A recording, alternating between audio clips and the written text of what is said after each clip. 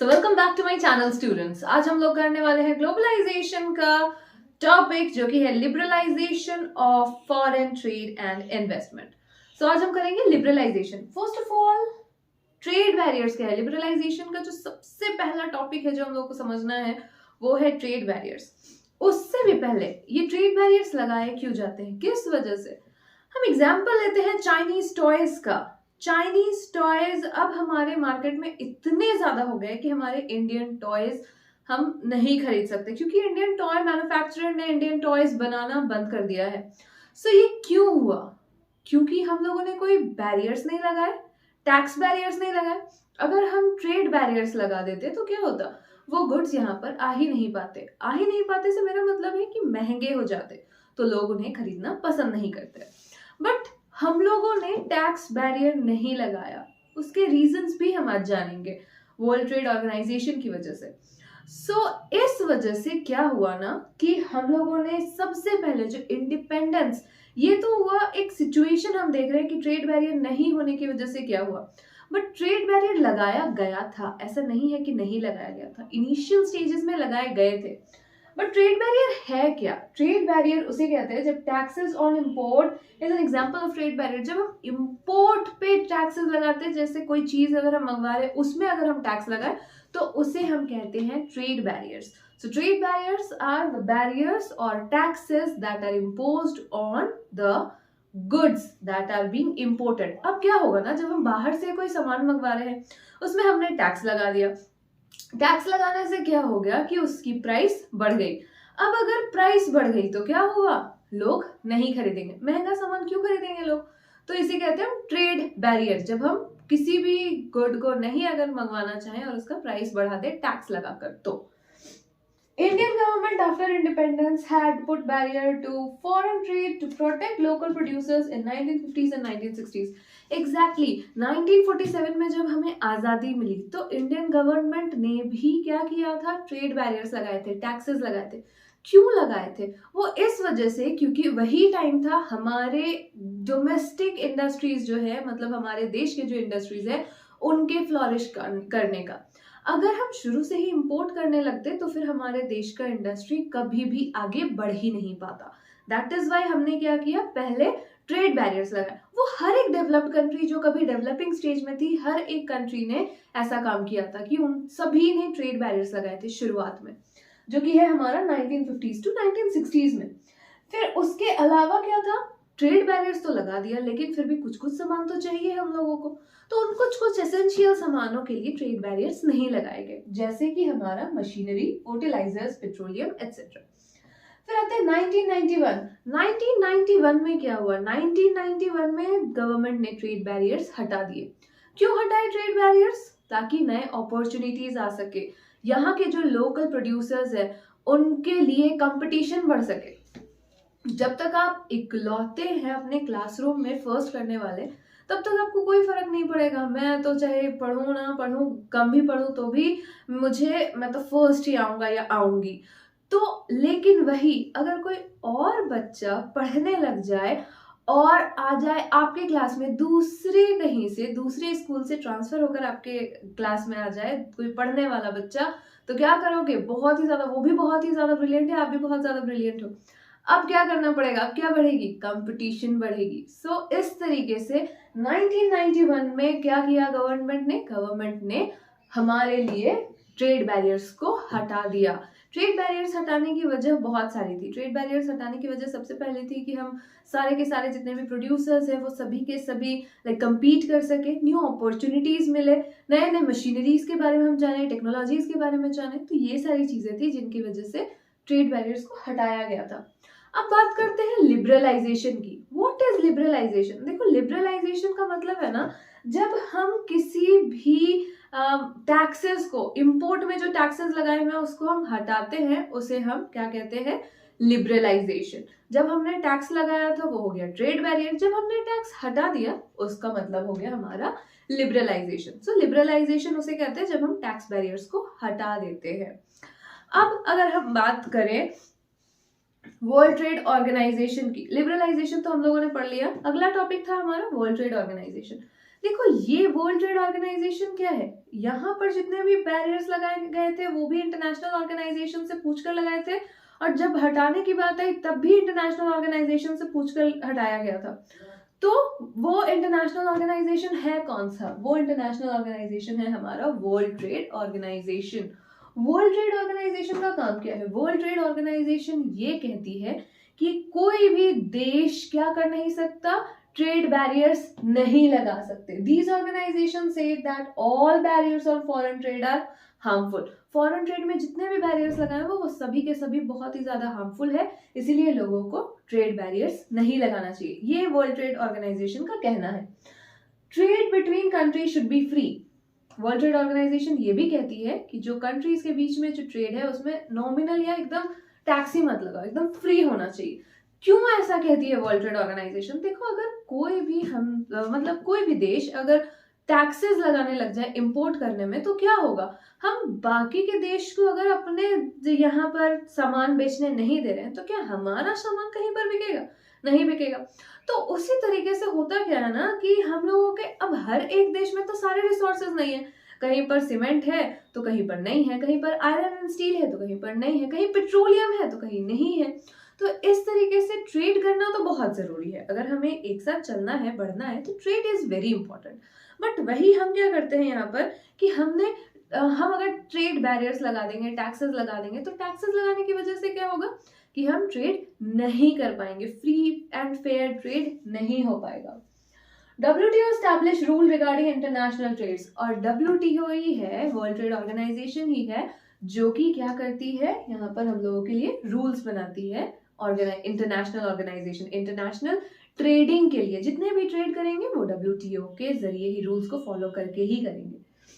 और इस WTO that is world trade organisation के 2006 के रिपोर्ट के हिसाब से हम लोग में कितने सारे कंट्रीज थे, तो 150 countries all over the world से 150 कंट्रीज हैं जो कि इसके मेंबर्स हैं। ऑल्दो यहाँ पर एक और बहुत ही बड़ा क्वेश्चन उठता है, ऑल्दो WTO ने कह दिया है कि फ्री एंड फेयर ग्लोबलाइजेशन होगा, सबको फ्री ट्रेड करना चाहिए, it seems that developed countries have unfairly retained trade barriers. Exactly, WTO ने तो कह दिया कि हम क्या नहीं कर सकते, तो हम लोग ट्रेड बैरियर्स नहीं लगा सकते, हमें टैक्सेस नहीं लगाने हैं इंपोर्ट में, हमें फ्री करना होगा। लेकिन जितने भी हमारे डेवलप्ड कंट्रीज है वो सारे क्या करते हैं, वो सारे ये करते हैं कि वो अनफेयर मीन्स यूज करते हैं, उन्होंने टैक्स नहीं लगाए, वो ऐसा नहीं करते कि इंपोर्ट टैक्स लगाएंगे ताकि दिख जाए, नहीं। यहाँ पर एक एग्जांपल है, डिबेट ऑन ट्रेड प्रैक्टिस, ये एक एग्जांपल है। यहाँ पर फार्मर्स के एग्जांपल से हम लोगों को समझाया गया है। जैसे कि हम जानते हैं कि इंडिया के जितने भी फार्मर्स है वो क्या है, मतलब इंडिया में जितने भी लोग हैं उसमें से कम 60% लोग तो फार्मिंग से रिलेटेड है, फार्मर्स है, एग्रीकल्चर से रिलेटेड है। अब इतने सारे लोगों को क्या सब्सिडी देना, सस्ते रेट में सारे सामान प्रोवाइड करना, या हर एक चीज का ध्यान रखना, इंपोर्ट करने के लिए पैसे देना, क्या पॉसिबल है? नहीं है। हमारे इंडिया के लिए ये पॉसिबल, हमारे इंडियन गवर्नमेंट के लिए ये पॉसिबल बिल्कुल भी नहीं है। पर वही यूएस की अगर बात करें तो यूएस क्या करती है ना कि वो सिर्फ और सिर्फ 1%, ओनली 1%, यूएस के सिर्फ और सिर्फ 1% लोग हैं जो लोग एग्रीकल्चर से रिलेटेड है, और इस वजह से यूएस गवर्नमेंट क्या करती है, हाईली सब्सिडाइज रेट में उन लोगों को फार्मिंग प्रोडक्ट्स दिलवा देती है। इवन इंपोर्ट करने के लिए भी बहुत सारे पैसे दिए जाते हैं फार्मर्स को। अब ये क्या होता है ना, इतना सारा पैसा अगर मिल गया फार्मर्स को तो फार्मर्स के तो बेनिफिशियल हो गया फार्मर्स के लिए। अब क्या होता है, फार्मर्स क्या करते हैं, अब नॉर्मली लो प्राइस में दूसरे कंट्रीज में बेचते हैं इसे। अब खुद सोचो एक सिचुएशन जहां पर तुम्हें एक फ्रूट, चलो मान लेते हैं एप्पल, एक जगह पर अच्छे क्वालिटी का एप्पल तुम्हें मिल रहा है 60 और 40 रुपीज में, चलो मानते हैं 40 रुपीज में मिल रहा है 1 kg एप्पल अच्छे क्वालिटी का 40 रुपीज में, और वही दूसरे जगह पर तुम्हें वही एप्पल मिल रहा है उसी क्वालिटी का लेकिन 100 रुपीज में। किसको लेना पसंद करेंगे आप, 40 वाला या 100 वाला? ऑब्वियसली हम लेना पसंद करेंगे 40 वाला, क्योंकि 60 रुपीज हमारी सीधा सीधी बच जाएगी, हम कुछ और खरीद सकते हैं। सो इससे क्या हो रहा है ना, इससे ये हो रहा है कि बाकी के जो कंट्रीज हैं उनके ट्रेड में असर पड़ता है एंड बाकी के कंट्रीज को ट्रेड करने में मुश्किल होती है। यहाँ पर तो यूएस ने दिखा दिया कि मैंने तो कोई ट्रेड बैरियर्स नहीं लगाए, लेकिन जब अपने देश में हमें सस्ते में सामान मिल रहा है तो क्यों हम बाहर के देश का महंगा सामान खरीदेंगे। सीधा सीधी बात यह है कि इन्होंने ट्रेड बैरियर लगाया भी नहीं पर लगा भी दिया। कैसे लगा दिया? अब ट्रेड बैरियर्स का मुद्दा है क्या? ट्रेड बैरियर का मुद्दा है कि हम दूसरे के सामान को महंगा कर रहे हैं, या तो उसमें टैक्स लगाकर महंगा किया जा सकता है या फिर अपने सामान को सस्ता करके महंगा किया जा सकता है दूसरे के सामान को। सो मैंने आपके सामान का दाम नहीं बढ़ाया, आपके सामान का दाम तो वही है ना। जैसे WTO ने कहा था मुझे फ्री एंड फेयर ग्लोबलाइजेशन होना चाहिए, ट्रेड होना चाहिए, मैंने आपके सामान का दाम नहीं बढ़ाया, मैं अपने सामान का दाम घटा दे रहा हूँ या दे रही हूँ, मैं अपने सामान का दाम घटा दूंगी। तो इससे क्या होगा? ऑटोमेटिकली सामने वाले के सामान का दाम क्या हो जाएगा? बढ़ जाएगा। सो ये सारी चीजें थी हम लोगों की liberalisation and world trade organisation का। अब हम लोग इसके बाद वाले टॉपिक में हम करेंगे व्हाट इज ग्लोबलाइजेशन और impact of globalisation. What is globalisation तो हम लोगों ने कर लिया था, impact of globalisation on producer and consumers, तो मैं इसे जल्दी से मिटा देती हूँ। सो हम पढ़ेंगे impact of globalisation in India. देखो ग्लोबलाइजेशन का इम्पैक्ट ना दो तरीके से पड़ा। सबसे पहले अगर हम कंज्यूमर्स के लिए अगर बात करें तो कंज्यूमर्स के लिए बहुत ही ज्यादा बेनिफिशियल रहा ये चीज। लाइक कंज्यूमर्स को अब बहुत सारे चॉइसेस मिलने लगे थे और कम दामों में बहुत अच्छी क्वालिटी के सामान मिल रहे थे। हम लोग अभी भी जानते हैं, कितनी बार मैंने एग्जांपल्स दिए होंगे ये मोबाइल्स के, कार्स के, ये सारी चीजें क्यों पॉसिबल हुई। अब हम घर बैठे ऑनलाइन शॉपिंग कर सकते हैं, कहीं से भी मंगवा सकते हैं सामान। क्यों पॉसिबल है? ग्लोबलाइजेशन की वजह से पॉसिबल है। So great choice of products for consumers have enabled them to enjoy improved quality at a very lower price. तो बहुत ही सस्ते दामों में बहुत अच्छा क्वालिटी का सामान हम लोगों को मिल जा रहा है। Consumer enjoy higher standard of living. Consumers क्या कर रहे हैं? अब ऑब्वियसली ना सस्ते दामों में अगर हम लोग को ज्यादा अच्छा सामान मिल जाएगा, जैसे कि हम फ्लिपकार्ट से या बाकी बहुत सारे ऑनलाइन शॉपिंग ऐप्स है जहां से हम फर्नीचर्स मंगवा सकते हैं, तो वो क्या होता है, हम लोग को सस्ते दाम में फर्नीचर्स भी मिल गया, तो हमारा way of living, standard of living क्या होता है? बढ़ता है। तो कंज्यूमर्स के लिए तो ग्लोबलाइजेशन बहुत अच्छा रहा। अब बात करें अगर हम प्रोड्यूसर्स की, तो प्रोड्यूसर्स और वर्कर पे ग्लोबलाइजेशन का इम्पैक्ट बहुत ही अलग था। जैसे अगर बात करें सबसे पहले अगर एमएनसीज की बात करें तो एमएनसीज यहाँ पर आए और यहाँ पर इन्वेस्टमेंट करना शुरू किया। करीब पिछले 15 सालों से, नॉट अभी के 15 सालों से नहीं बल्कि उससे भी पहले, so from the over past 15 years MNCs have been interested in industries such as cell phone, automobiles, electronics, soft drinks, etc. क्यों है ये लोग एमएनसीज इतने ज्यादा मतलब इंटरेस्टेड ये सारी चीजों के लिए? क्योंकि यहाँ पर उन्हें रॉ मटेरियल मिल जाता है, क्योंकि यहाँ पर उनके प्रोडक्ट्स को खरीदने के लिए लोग बहुत सारे हैं। एमएनसीज इन सारी जगहों पर इन्वेस्ट इसलिए करना चाहते हैं क्योंकि उनका मार्केट बहुत अच्छा है। हम लोग सॉफ्ट ड्रिंक्स और चाहे कार हो, ऑटोमोबाइल, सेल फोन्स हो, हम बहुत ज्यादा, मैं कह सकती हूँ क्रेजी है हम सभी इन सारी चीजों के लिए। फोन कोई मतलब स्टेटस सिंबल अगर दिखाना है, एक फोन 25,000 वाला भी काम में आता है, एक फोन 10,000 वाले भी काम का है, और एक फोन है जो 1,00,000, 2,00,000, 3,00,000 का है, वो भी काम का है। तीनों के तीनों से एक ही काम होगा, वही कॉल करना है, वही इंटरनेट सर्फिंग करनी है। पर हाँ, काम पे डिपेंड करता है। मैं ये नहीं कहूंगी कि 10,000 वाले से काम नहीं होता या 30,000 वाले से ही काम होता है या 2,00,000 वाले से ही काम होता है, बट समटाइम्स हम क्या करते हैं, हम बहुत ज्यादा पैसे वेस्ट करते हैं जस्ट बिकॉज कि हमें स्टेटस सिंबल दिखाना है। मैं बहुत अमीर हूँ, मुझे अपने स्टेटस दिखाने हैं, मुझे तो दिखाना है कि मैं कितना ज्यादा अमीर हूँ, कितनी अमीर हूँ मैं। तो अकॉर्डिंगली, तो इस वजह से क्या होता है ना कि इलेक्ट्रॉनिक्स और ये सारे बैंकिंग, अर्बन एरियाज, बहुत ज्यादा यहाँ पर अर्बन एरियाज में बैंकिंग फैसिलिटीज है, लोग पढ़े लिखे हैं, तो इस वजह से क्या होता है, लोग ज्यादा वो जो एमएनसीज है वो लोग यहाँ पर बहुत अच्छे से फ्लॉरिश कर सकते हैं। इवन इसकी वजह से क्या हुआ, वेल ऑफ बायर्स है, इसकी वजह से क्या हुआ, लोगों को इंडस्ट्रीज नए खुले, सर्विसेज नए शुरू हुए, और यहाँ पर काम भी, एम्प्लॉयमेंट भी लोगों को ज्यादा मिला। लाइक ऑब्वियस है ना कि अगर एमएनसीज यहाँ पर आएंगे तो नए जॉब अपॉर्चुनिटीज क्रिएट होंगे।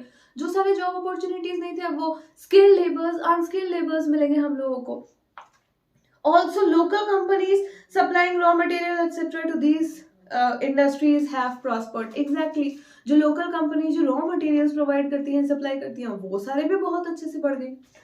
उसके बाद है हमारे यहाँ पर several top Indian companies have been able to get benefits from increase competition and newer technology. Exactly, जो यहाँ के इंडस्ट्रीज है, इंडियन इंडस्ट्रीज जो टॉप लेवल इंडस्ट्रीज है, जैसे टाटा, रेनबैक्सी, फिर इन्फोसिस, ये सारे जो है, ये सारे के सारे हमारे इंडिया के हैं सारे।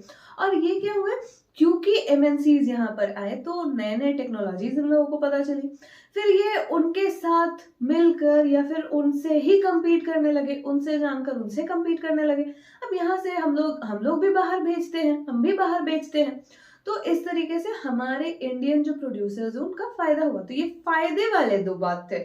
रॉ मटेरियल प्रोड्यूसर्स जो स्मॉल इंडस्ट्रीज है, स्मॉल स्केल इंडस्ट्रीज जो रॉ मटेरियल प्रोड्यूसर्स हैं, या फिर बड़े बड़े जो इंडियन कंपनीज हैं जैसे कि टाटा मोटर्स हो गया, इन्फोसिस हो गया, ये सारे जगहों पर भी क्या हुआ, तो कंपटीशन बढ़ गया और इन लोगों को बेनिफिट भी हुआ नए टेक्नोलॉजीज की वजह से।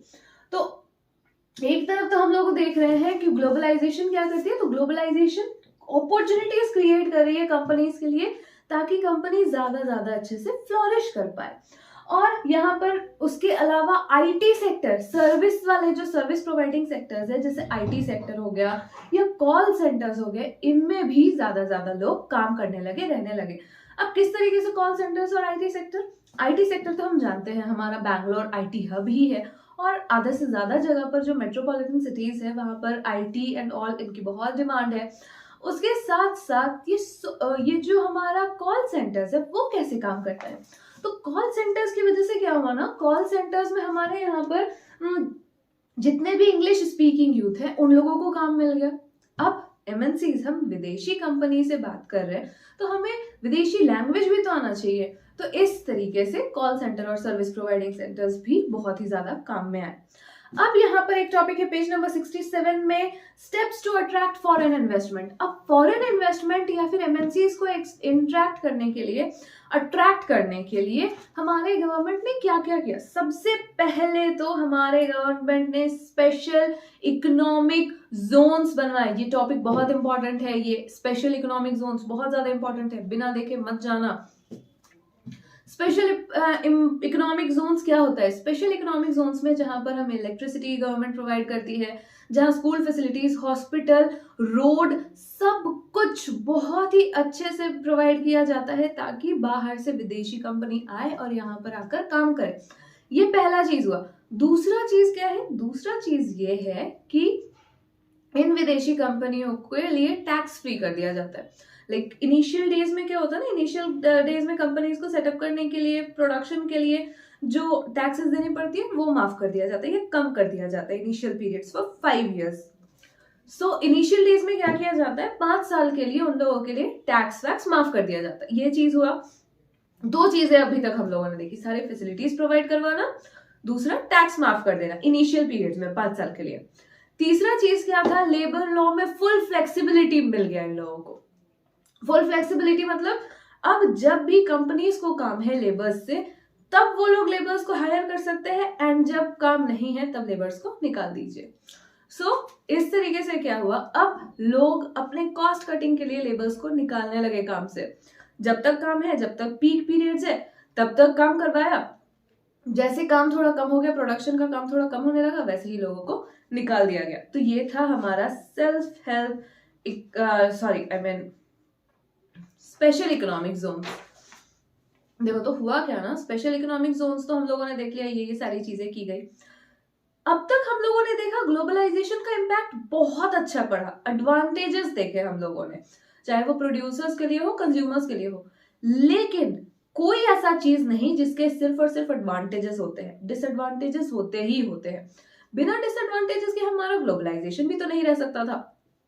इस ग्लोबलाइजेशन के डिसएडवांटेजेस क्या है, डिसएडवांटेजेस हुए हमारे स्मॉल प्रोड्यूसर्स के लिए, राइजिंग कंपटीशन बहुत ज्यादा बढ़ गई, competition and uncertain unemployment. Like rising competition में हमारे पास एक ये है एग्जाम्पल है, रवि का एग्जाम्पल, जो कि क्या करता है, तो उसका एक छोटा सा इंडस्ट्री है, वो अपने इंडस्ट्रियल लाइफ में बहुत खुश था, उसने क्रेडिट भी लिए थे बैंक से, क्रेडिट लेकर, लोन लेकर वो अपना जो भी कंपनी वंपनी है वो चला रहा था, बहुत अच्छे से चला रहा था। कहाँ पर, और कंपनी में क्या प्रोड्यूस करता था वो, कैपेसिटर्स प्रोड्यूस करते थे 1992 में इन हौसर में, वो जगह का नाम है जहां पर, तमिलनाडु में जगह है जहां पर वो कैपेसिटर प्रोड्यूस करता था। कैपेसिटर्स क्या होता है ना कि टेलीविजन, रेडियो, बहुत सारे इलेक्ट्रॉनिक डिवाइसेस में ये काम में आता है। Tubelights, not radio but tubelights, television, ये सारे इलेक्ट्रॉनिक डिवाइसेस में काम में आता है। लेकिन 3 साल में वो अपना ये जो इंडस्ट्री है उसको बढ़ाने में भी कामयाब हो गया था। 20 वर्कर्स उसके अंडर में थे और ये अपना स्ट्रगल कर ही रहा था अपनी कंपनी को चलाने के लिए। जब क्या हुआ, गवर्नमेंट ने क्या किया, तो ट्रेड बैरियर्स को हटा दिया। गवर्नमेंट ने ट्रेड बैरियर्स को हटाया तो हुआ क्या, यहाँ पर सबसे ज्यादा बुरा कंडीशन हुआ जो लोकल प्रोड्यूसर्स थे उनका। कैसे हुआ बुरा कंडीशन, वो इस तरीके से कि ट्रेड बैरियर हटाने के बाद कैपेसिटर्स जो है वो सस्ते में मिलने लगे। अब इंडिया में जो बनाया जा रहा है कैपेसिटर्स, उसके दाम महंगे हैं, बाहर के टेक्नोलॉजीज हमारे टेक्नोलॉजी से ज्यादा अच्छे थे तो कैपेसिटर सस्ते मिलने लगे। अब अगर टेलीविजन अगर बनाना है किसी कंपनी को, कोई बड़ा कंपनी है जो टेलीविजन बना रहा है या फिर ट्यूबलाइट्स बना रहे हैं या जो भी बड़े बड़े कंपनीज है, इंडस्ट्रीज है, वो क्या करेंगे, वो रॉ मटेरियल कहाँ से लेंगे जहां पर उनको सस्ता मिलेगा। अब जब हम बाहर से उन्हें सस्ते रॉ मटेरियल्स मिल जा रहे हैं तो फिर वो क्यों यहाँ का प्रोडक्ट, महंगा वाला प्रोडक्ट खरीद कर और अपने टेलीविजन का कॉस्ट और ज्यादा बढ़ा दे, कोई भी नहीं करना चाहेगा ना। तो इस वजह से हुआ क्या कि रवि का जो फैक्ट्री था या इंडस्ट्री जो भी बोलो वो बंद पड़ गया। सॉरी, तो ये हुआ राइजिंग कंपटीशन का। इसके बाद आते हैं हम competition and uncertain employment. Competition and uncertain employment में क्या है ना, यहाँ पर एक गारमेंट वर्कर का या जो बोलो तुम एमएनसीज का, बड़े बड़े एमएनसी से एक एग्जांपल दे दिया है। मैं डिटेल्स में नहीं जा रही हूँ, बस इतना समझो यहाँ पर क्या है कि अब बड़े बड़े एमएनसीज क्या कर रहे थे ना, कंपटीशन के लिए, कॉस्ट कटिंग के लिए लेबर्स को काम में रखने से मना कर रहे थे। जहां पर लेबर्स को सिर्फ और सिर्फ काम के टाइम पे, पीक पीरियड्स पे रखा जा रहा था, लाइक जितने देर तक काम है सिर्फ उतने देर तक के लिए रखा जा रहा था और बाद बाकी टाइम पे उन लोगों को हटा दिया जा रहा था कि काम नहीं है, आपके लिए हमारे पास काम नहीं है, आप चले जाओ, आप छोड़ दो। तो वैसी सिचुएशन हो गई थी, अनसर्टेन एम्प्लॉयमेंट, मतलब एम्प्लॉयमेंट अनसर्टेन हो गया था। पहले जहां पर लोग काम में लगते थे तो फिर उनको सर्टेनिटी हो जाती थी, जॉब सिक्योरिटी हो जाती थी। अब क्या है, अब कोई जॉब सिक्योरिटी नहीं है। हम लोग जानते हैं बहुत अच्छे से कि अनऑर्गेनाइज सेक्टर जो है उसमें कोई जॉब सिक्योरिटी नहीं है। अगर आप नहीं गए काम करने के लिए तो आपको 1 रुपए भी नहीं दिए जाएंगे। वही अगर आप ऑर्गेनाइज सेक्टर की बात करो तो ऑर्गेनाइज सेक्टर में कम से कम जॉब सिक्योरिटी तो है, सिक लीव्स है। नॉर्मली तो जो अनऑर्गेनाइज सेक्टर्स है, अनऑर्गेनाइज सेक्टर या प्राइवेट सेक्टर की मैं बात करती हूँ, मैं अनऑर्गेनाइज सेक्टर नहीं लेती, ना ही organise sector. Private and government sector की अगर मैं बात करूँ तो प्राइवेट सेक्टर क्या है, प्राइवेट सेक्टर में अगर आप नहीं गए तो आपके कोई सिक लीव या कुछ नहीं, आपके पैसे काट लिए जाएंगे, सीधा सीधी बात, पैसे काट लिए जाएंगे अगर आप नहीं गए काम पे। तो उसके अलावा क्या है, जॉब सिक्योरिटी नहीं है, बॉस को जब मन करेगा तब वो निकाल लेंगे काम से आपको।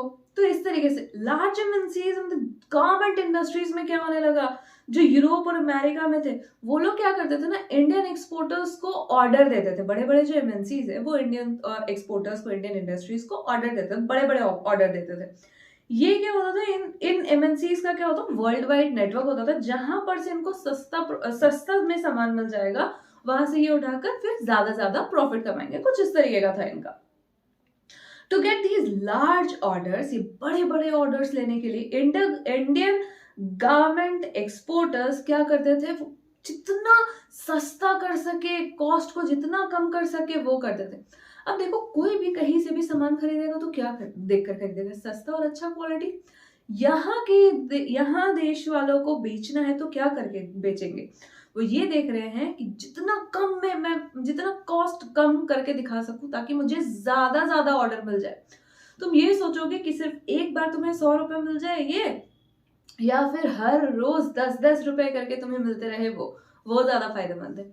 हर रोज 10-10 रुपए करके मिलते रहे वो ज्यादा फायदेमंद है। या फिर एक बार में, तो ऑब्वियसली 10-10 रुपए हमेशा करके मिलते रहे, वो फायदेमंद है। यहाँ पर क्या हुआ ना, कॉस्ट कटिंग से हम लोगों ने दिखाया कि हम लोगों के दाम मतलब जो सामान है उसका दाम बहुत सस्ता है। तो अब क्या करेंगे, जो बाहर वाले एमएनसीज है वो ज्यादा ऑर्डर्स देंगे। जहां पर कंपनीज क्या करते थे, ज्यादा लोगों को रखते थे एज परमानेंट बेसिस में, अब वहां पर अब लोगों को टेम्पररी बेसिस में रखा जा रहा था, कॉन्ट्रैक्ट बेसिस में रखा जा रहा था कि इतने दिन का काम है, आप इतने दिन के लिए काम करो यहाँ पर और फिर आप चले जाओ यहाँ से, कुछ इस तरीके से रखा जा रहा था। Workers also have to put in very long working hours and work night shifts on a regular basis during the peak season. Even peak season में क्या किया जा रहा था, उन लोगों को मतलब ओवरवर्क करवाया जा रहा था, नाइट शिफ्ट करवाए जा रहे थे और बहुत ज्यादा काम करवाया जा रहा था। सीधे साफ शब्दों में कहा जाए तो वर्कर्स की एक्सप्लॉयटेशन की जा रही थी। वेजेस आर लो, वेजेस बहुत ही कम थे, जितना ज्यादा काम करवाया जा रहा था उसके हिसाब से बहुत ही कम थे वेजेस।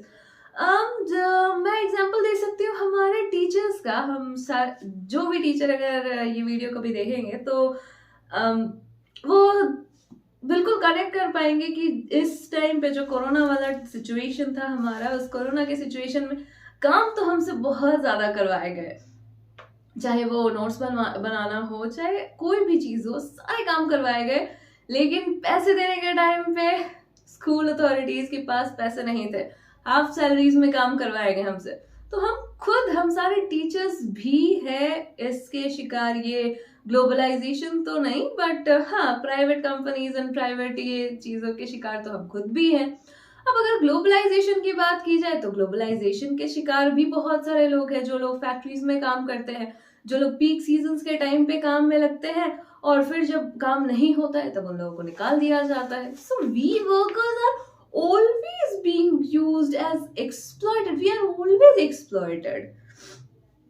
अब अगर बात करें गारमेंट वर्कर की, सुशीला की, सुशीला ने बहुत साल अपने काम करते हुए गुजार दिए गारमेंट एक्सपोर्ट इंडस्ट्री में, जो कि दिल्ली में है, और वो परमानेंट वर्कर के हिसाब से एम्प्लॉयड थी, जैसे हेल्थ इंश्योरेंस, फिर प्रोविडेंट फंड, ओवर टाइम के डबल रेट मिलते थे। और लेकिन सुशीला का फैक्ट्री क्या हुआ, 1990s में क्लोज हो गया, बंद हो गया। अब क्या करना पड़ेगा उसको अब दूसरे जगहों पर जॉब ढूंढने की जरूरत है। तो उसे मिला भी, after searching a job for 6 months she finally got a job 30 kilometers away from where she lives. उसे मिला भी, पर 30 किलोमीटर दूर था वो जगह जहां पर उसे जॉब मिला अपने उसके घर से। इवन फैक्ट्री में अगर बहुत दिन तक काम करने के बावजूद वो क्या थी, सिर्फ एक परमानेंट वर्कर थी, वो टेम्पररी वर्कर थी, परमानेंट वर्कर नहीं थी। और उसे आधी सैलरी मिलती थी, जितना वो पहले कमाती थी उससे आधी। अगर वो पहले 100 रुपए कमाती थी तो अभी वो 50 रुपए कमा रही होगी। तो सुशीला क्या करती है, हर रोज अपने घर को छोड़कर चली जाती है 7:30 बजे सुबह और रोज शाम को 10 बजे वापस आती है, 7 days अ वीक, पूरा का पूरा वीक। और उसे कोई बेनिफिट्स भी नहीं मिलते जो उसे पहले मिला करते थे। फैक्ट्रीज क्लोज होने की वजह से, और जो भी उसके घर के नजदीक थे जो सारे फैक्ट्रीज, उनमें फ्लक्चुएटिंग ऑर्डर्स थे, कभी वो ज्यादा पे करते थे तो कभी बहुत ही कम पे करते थे। तो ये सिचुएशन हो गया था वर्कर्स का। प्रोड्यूसर्स का हम लोगों ने देखा, जो लार्ज प्रोड्यूसर्स थे, इंडियन बड़े बड़े कंपनी थे, उन लोगों का फायदा हुआ, बट जो छोटे छोटे कंपनीज थे, इंडस्ट्रियलिस्ट थे, उन लोगों का नुकसान हुआ। उन लोगों के फैक्ट्रीज बंद हो गए, इंडस्ट्रीज बंद हो गए। जो वर्कर्स है उनकी हालत भी बहुत ज्यादा बुरी हो गई, उनके लिए भी अनसर्टेन एम्प्लॉयमेंट हो गया। लाइक कभी उन्हें ज्यादा पैसे मिलते थे तो कभी कम पैसे मिलते थे, कभी वो जॉबलेस हो जाते थे। कुछ ऐसा सिचुएशन देखा हम लोगों ने। अब struggle for a fair globalisation, अब यहाँ पर है हमारा लास्ट और आखिरी टॉपिक है इसका, कि फेयर ग्लोबलाइजेशन के लिए क्या स्ट्रगल करना पड़ा। Above evidence indicates that not everyone has benefited from globalization. Exactly. हर एक एग्जाम्पल से हम लोगों को समझ में आया कि हर कोई ग्लोबलाइजेशन से हर किसी को बेनिफिट नहीं मिला। कुछ लोग ऐसे भी थे, चाइनीज टॉयज वाला याद करो, Chinese toys, Indian toy manufacturer, उनको बेनिफिट नहीं मिला, उनके लिए तो ये बहुत ही ज्यादा बुरा हो गया। रवि जो कि कैपेसिटर बनाता था, उसके लिए बहुत ज्यादा बुरा हो गया। सुशीला जो कि एक पेड वर्कर थी, परमानेंट वर्कर थी, उसके लिए ये बहुत ही ज्यादा बुरा हो गया। सो पीपल, वो लोग जिनके पास एजुकेशन थे, जिनके पास पैसे थे, उन्होंने तो इन अपॉर्चुनिटीज का बहुत अच्छे से फायदा उठाया। लेकिन वैसे लोग जिनके पास पैसे नहीं थे, जिनके पास अपॉर्चुनिटीज नहीं थे, या फिर यूं कहो कि बेस्ट स्किल्स नहीं थे, पढ़े लिखे नहीं थे, उन लोगों को क्या हुआ, उन लोगों को उल्टा नुकसान ही हो गया, उन्हें कोई फायदा नहीं हुआ। हम लोग तो इससे क्या हुआ, जो रिच थे वो रिचर होते गए और जो पुअर है वो पुअर ही रह गए। Since globalization is now a reality, the question is how to make globalization fair. किस तरीके से हम ग्लोबलाइजेशन को सबके लिए सही बना सकते हैं, अच्छा बना सकते हैं, लाइक निष्पक्ष कह सकते हैं हम, कि हर एक के लिए अच्छा, हर एक के लिए सही ग्लोबलाइजेशन हम कैसे बना सकते हैं। और फेयर ग्लोबलाइजेशन से क्या होगा, अपॉर्चुनिटीज क्रिएट होंगी हर किसी के लिए, सिर्फ अमीरों के लिए नहीं बल्कि जो गरीब वर्कर्स हैं उनके लिए भी। और बेनिफिट जो है ग्लोबलाइजेशन का वो भी हम बहुत ही अच्छे से शेयर कर पाएंगे। The government can play a major role. Exactly, government एक बहुत बड़ा रोल प्ले कर सकती है हमारे ग्लोबलाइजेशन के रिजल्ट्स को फेयर करने के लिए। किस तरीके से, वो इस तरीके से कि ये जो लेबर लॉज में इन्होंने फ्लेक्सिबिलिटी दे दी है, सारे के सारे आई मीन जितने भी एमएनसीज है उन लोगों को लेबर लॉज में फ्लेक्सिबिलिटी दी हुई है। तो उन सारी चीजों को क्या करके, लेबर लॉज को और ज्यादा स्ट्रिक्ट करके, आखिर ये जितने भी लेबर्स है वो भी तो इंडिया के ही सिटीजन्स है, वो कहीं बाहर से तो नहीं आए हैं। तो गवर्नमेंट की सबसे बड़ी रिस्पॉन्सिबिलिटी तो ये बनती है कि यहाँ के जितने भी लेबर्स है उन सबका ख्याल रखें, यहाँ के जितने भी सिटीजन्स है उन सबका ख्याल रखें। सिर्फ और सिर्फ अमीरों का ही नहीं, सिर्फ और सिर्फ बड़े बड़े इंडस्ट्रियलिस्ट का ही नहीं, बल्कि हम जो गरीब लोग हैं हम लोगों का भी ख्याल रखने का काम किनका है, गवर्नमेंट का है, और किसी का भी नहीं है। सो इस तरीके से its policy must protect the interest not only the rich and powerful but all the people in the country. You have read about some of the possible steps that government can take. For instance, the government can ensure the labor laws, जैसे मैं आप लोगों को बता रही थी। It can support small producers. Exactly. अब क्या कर सकते हैं ना, गवर्नमेंट क्या कर सकते हैं कि जो छोटे छोटे जो प्रोड्यूसर्स हैं, जैसे रवि जैसे जो इंडस्ट्रियलिस्ट है, उन लोगों की हेल्प कर सकती है, उन लोगों को लोन दे सकती है, आगे टैक्सेस माफ कर सकती है, उन लोगों के लिए सब्सिडीज दे सकती है, जिसके हिसाब से ये लोग क्या कर सकते हैं और अच्छे से प्रोडक्शन कर सकते हैं। तो लेबर्स को बचाकर, स्मॉल प्रोड्यूसर्स को बचाकर, स्मॉल स्केल इंडस्ट्रीज को बचाकर हमारे देश को भी क्या किया जा सकता है, कंपटीशन के लिए तैयार किया जा सकता है। यहाँ के प्रोड्यूसर्स, यहाँ के वर्कर्स को भी कंपटीशन के लिए तैयार किया जा सकता है। इस तरीके से हम क्या कर सकते हैं। और उसके अलावा गवर्नमेंट ही है जो कि WTO को फेयर रूल्स मानने के लिए मजबूर कर सकती है। जितने सारे देश हैं जिनके साथ बुरा हो रहा है, जितने सारे देश हैं जो कि डेवलपिंग कंट्रीज है, जिनको WTO के स्ट्रिक्ट रूल्स को मानना पड़ रहा है और अपने प्रोड्यूसर्स को वो नहीं बचा पा रहे, वो तो WTO के सामने पिटीशन डाल सकते हैं ना, लाइक बात रख सकते हैं ना अपनी, कि हमारे देश के ये सारे जो प्रोड्यूसर्स है, हमें अपने देश के प्रोड्यूसर्स को भी बचाना है, नहीं तो हम हमेशा आपके रूल्स के हिसाब से चलते रहेंगे, ट्रेडिंग रूल्स के हिसाब से चलते रहेंगे, तो हमारे देश के जो प्रोड्यूसर्स है उनको बचाना मुश्किल हो जाएगा। तो इस तरीके से काम कर सकती है। ये सारी चीजें हैं जिसके जरिए क्या किया जा सकता है, गवर्नमेंट हमारे रूल्स को लाइक फेयर रूल्स बनाया जा सकता है। So I guess this was it for the whole chapter. मैंने सारे लाइक जितने भी टॉपिक्स थे इस चैप्टर से वो सारे कंप्लीट कर दिए हैं। सो अगले वीडियो में हम क्या करेंगे, अगले वीडियो में हम ज्योग्राफी कंप्लीट करेंगे, और ये सारा कंप्लीट करने के बाद हम लोग फिर क्वेश्चन आंसर्स देखेंगे। तब तक आएंगे सैम्पल पेपर आ जाना चाहिए, तो सैम्पल पेपर्स के जरिए मैं आप लोगों को क्वेश्चन आंसर्स बता दूंगी, और उसके बाद फिर हम मैप वर्क भी कर लेंगे। So that's all for today. Thank you very much. Keep on watching my videos. Thank you.